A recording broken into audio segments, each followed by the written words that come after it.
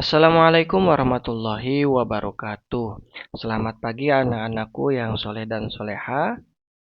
Pagi ini kita akan belajar tentang Nabi Muhammad SAW sebagai Rasulku.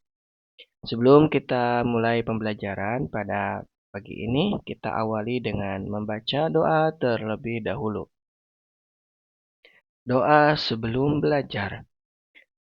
أعوذ بالله من الشيطان الرجيم بسم الله الرحمن الرحيم رضيت بالله ربا وبالإسلام دينا وبمحمد نبيا ورسولا ربي زدني علما وارزقني فهما birahmatika ya arhamar rahimin.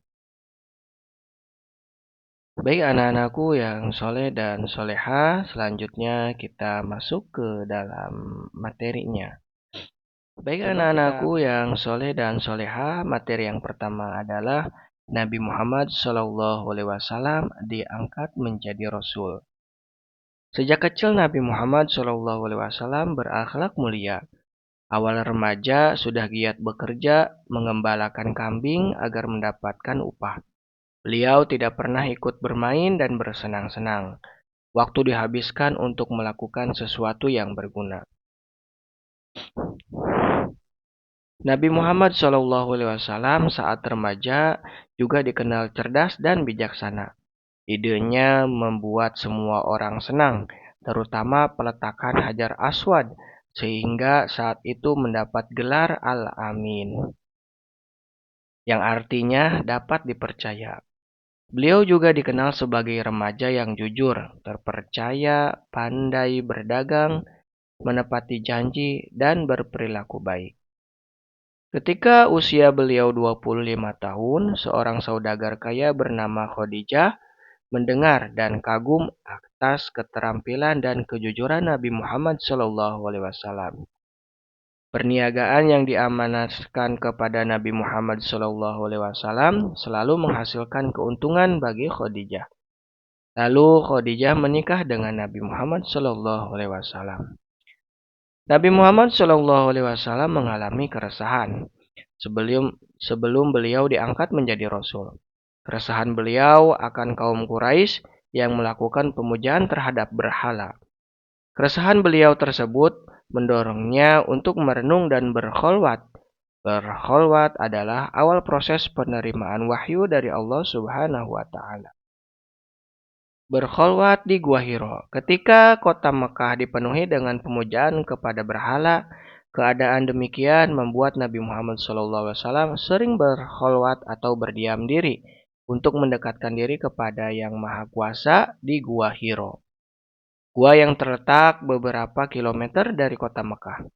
Nabi Muhammad SAW berkholwat untuk mendekatkan diri kepada Allah Subhanahu wa Ta'ala.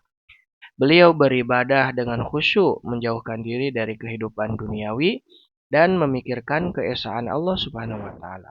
Saat usia Nabi Muhammad SAW mendekati 40 tahun, beliau berdiam diri dan melakukan ibadah di Gua Hiro. Malaikat Jibril datang saat kemudian menyampaikan wahyu kepada Nabi Muhammad SAW. Malaikat Jibril menyampaikan wahyu Quran Surat Al-Alaq ayat 1-5. Wahyu tersebut merupakan tanda kerasulan Nabi Muhammad SAW. Setelah Malaikat Jibril alaihissalam berlalu, Nabi Muhammad SAW tampak ketakutan. Nabi Muhammad SAW juga bingung atas kejadian yang menimpanya. Kemudian beliau keluar dari Gua Hiro dan menyusuri celah-celah gunung.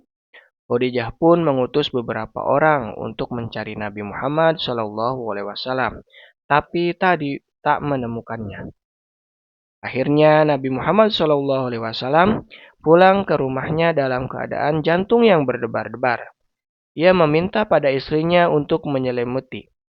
Tubuhnya menggigil dan penuh kekhawatiran. Setelah beberapa waktu, turunlah Quran Surat Al-Mudassir ayat 1-7. Berikut ini adalah Quran Surat Al-Mudassir ayat 1-7. Mari kita bacakan bersama-sama. A'udzu billahi minasyaitonir rajim. Bismillahirrahmanirrahim. Ya ayyuhal mudassir, qum fa'anzir, wa rabbaka fakabbir, wa thiyabaka fatahhir, warrujza fahjur, wala tamnun tastakthir, walirabbika fasbir. Quran Surat Al-Mudassir merupakan wahyu kedua yang Allah Subhanahu wa Ta'ala turunkan kepada Nabi Muhammad SAW. Turunnya wahyu melalui perantara malaikat Jibril alaihissalam. Quran Surat Al-Mudassir perintah kepada Nabi Muhammad SAW untuk mengingatkan manusia tentang keesaan Allah Subhanahu wa Ta'ala. Ini awal perintah Allah Subhanahu wa Ta'ala kepada Nabi Muhammad SAW sebagai Rasul untuk berdakwah tentang Islam dan ajarannya. Nabi Muhammad SAW mulai berdakwah. Dakwah yang pertama dilakukan secara sembunyi-sembunyi. Setelah wahyu turun, Nabi Muhammad SAW mulai berdakwah. Beliau menyampaikan ajaran Islam dengan keyakinan bahwa Allah Subhanahu wa Ta'ala selalu melindunginya. Beliau tidak pernah takut menyampaikan kebenaran. Tentu tidak mudah bagi Nabi Muhammad SAW menyampaikan kebenaran Islam. Apalagi beliau harus menyampaikan kepada kaum yang telah lama menyembah berhala. Maka Rasulullah SAW memulai dakwahnya kepada orang-orang terdekat secara sembunyi-sembunyi. Khadijah istri Nabi Muhammad SAW adalah orang yang pertama masuk Islam. Kemudian diikuti sahabat-sahabatnya, Abu Bakar As-Siddiq, Ali bin Abi Thalib, Zaid bin Sabit, Utsman bin Affan, dan yang lainnya. Dakwah yang kedua dilakukan secara terang-terangan. Setelah dakwah secara sembunyi-sembunyi, Allah Subhanahu wa Ta'ala memerintahkan Nabi Muhammad SAW untuk berdakwah secara terang-terangan. Dakwah secara terang-terangan diawali dengan dakwah kepada kerabatnya. Tidak ada satupun dari Bani Muthalib yang menerima ajaran Islam kecuali Ali bin Abi Thalib. Meski mendapat penolakan, beliau terus saja berdakwah. Dengan percaya diri, Nabi Muhammad SAW menyampaikan kebenaran Islam di depan kaum Quraisy. Tidak hanya penolakan, Rasulullah bahkan mengalami ejekan dan hinaan dari kaum Quraisy. Semua usaha untuk menghalangi dakwah Nabi Muhammad SAW dilakukan oleh pemuka Quraisy. Namun secara perlahan, penduduk kota Mekah satu persatu masuk Islam. Mereka masuk Islam karena terpesona dengan kelembutan dan kebaikan akhlak Nabi Muhammad SAW. Akhirnya bertambah banyak pengikut Nabi Muhammad SAW. Mereka beriman kepada Allah Subhanahu wa Ta'ala dan tidak lagi menyembah berhala. Mujizat Nabi Muhammad SAW. Mujizat adalah perkara luar biasa yang dilakukan oleh Allah Subhanahu wa Ta'ala melalui nabi dan rasulnya. Demikian halnya dengan Nabi Muhammad SAW. Allah Subhanahu wa Ta'ala mengaruniakan beberapa mujizat sebagai bukti kebenaran dakwah dan kenabiannya. Di antara mujizat Nabi Muhammad SAW, yang pertama adalah kitab suci Al-Quran. Kedua, peristiwa Isra dan Mi'rajnya Nabi Muhammad. Yang ketiga, membelah bulan menjadi dua bagian. Yang keempat, dengan doa, makanan dapat menjadi banyak. Yang kelima, menyembuhkan mata Ali dan Qatadah seperti sedia kala akibat peperangan. Yang keenam, air mengalir dari jari-jarinya. Dari pembahasan sebelumnya, kita bisa merangkum menjadi beberapa poin seperti pada tampilan layar berikut ini. Nabi Muhammad SAW menerima wahyu pertama di Gua Hiro ketika berkholwat. Berkholwat artinya mengasingkan diri untuk beribadah dan bertafakur. Wahyu pertama yang diturunkan kepada Nabi Muhammad SAW adalah Quran Surat Al-Alaq ayat 1-5. Wahyu kedua yang diturunkan Allah Subhanahu wa Ta'ala adalah Quran Surat Al-Mudassir ayat 1-7. Rasulullah Shallallahu Alaihi Wasallam menjalankan dakwah dengan dua cara, yaitu cara sembunyi-sembunyi dan cara terang-terangan. Mujizat adalah perkara luar biasa yang dilakukan oleh Allah Subhanahu wa taala melalui nabi dan rasulnya untuk membuktikan kebenaran kenabian. Anak-anakku yang soleh dan soleha, supaya pemahaman kita lebih dalam terhadap materi yang sudah disampaikan, silahkan kalian tulis soal berikut ini beserta jawabannya. Soal nomor 1. Nabi Muhammad SAW berkholwat di A. Ka'bah, B. Jabal Uhud, C. Gua Hiro.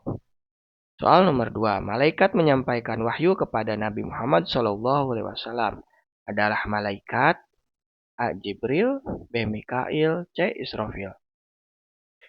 Soal nomor 3. Wahyu yang diturunkan Allah Subhanahu wa taala kepada Nabi Muhammad SAW adalah Quran surat A. Al-Mudassir ayat 1 sampai 7, B. Al-Kafirun ayat 1 sampai 6, C. Al-Alaq ayat 1 sampai 5. Soal nomor 4. Perhatikan beberapa pernyataan berikut. Rasulullah SAW tidak berhenti berdakwah walau dihina dan dicaci. Kedua, Rasulullah SAW yakin akan kebenaran Islam. 3. Tubuhnya menggigil setelah menerima wahyu di Gua Hiro. Keempat, dengan percaya diri Rasulullah SAW menyampaikan tentang keesaan Allah.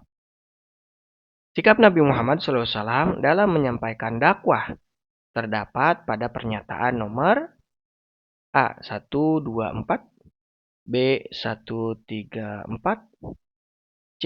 235. Soal nomor 5. 1. Menghidupkan orang yang sudah mati. 2. Mengeluarkan air dari jemarinya. 3. Membelah lautan dengan tongkat. 4. Al-Quran. 5. Membelah bulan. Mujizat Nabi Muhammad SAW ditunjukkan pada nomor tabel 1 dan 2 dan 3, B. 125, C. 245. Selanjutnya silahkan tulis juga soal berikut ini beserta jawabannya. Soal nomor 1. Nabi Muhammad SAW menerima wahyu pertama saat berusia berapa usianya? Nomor 2. Wahyu pertama yang diterima Rasulullah SAW adalah apa yang diterima oleh Rasulullah SAW? Yang ketiga, Al-Mudassir. Apa artinya Al-Mudassir? Yang keempat, peristiwa perjalanan Nabi Muhammad SAW dengan menaiki buruk adalah peristiwa apa namanya? Silahkan tulis jawabannya. Nomor 5. Arti berkholwat. Kita lanjut ke soal bagian ketiga. Silahkan tulis soalnya, kemudian tulis juga jawabannya. Soal nomor 1. Tuliskan 3 mujizat Nabi Muhammad SAW. Soal kedua, tuliskan 2 kegiatanmu di sekolah atau di rumah yang mencerminkan sikap gigih dan percaya diri. Silahkan tulisan kegiatan kalian masing-masing yang mencerminkan bahwa kalian itu gigih dan kalian percaya diri. Gigih itu artinya semangat. Baik anak-anakku yang soleh dan soleha, setelah menyimak video ini sampai selesai, selanjutnya sebagai tanda kehadiran, silahkan kalian tulis nama kalian masing-masing di kolom komentar video ini. Bapak akhiri, wabillahi taufiq walhidayah. Wassalamualaikum warahmatullahi wabarakatuh.